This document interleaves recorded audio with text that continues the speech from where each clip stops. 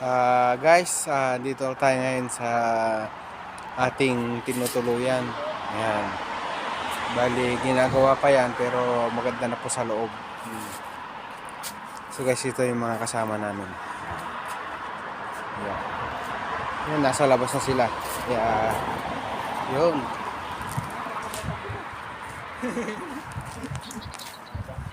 Yun. Tapos doon pa yung kwarto nila. Yun. Yun.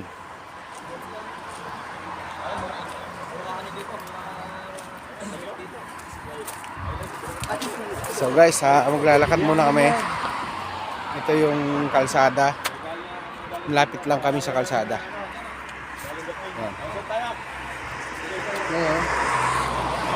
Yan, nagkalat yung mga kasama ko. Yun. So, bibili kami ng mga gamit na panglamig ng mga kasama. Yan. Kaya ganito sa Hungary, maghanda ka sa lamig. Hindi pa winter to, kaya gano'n. Okay. Sunod na video ulit.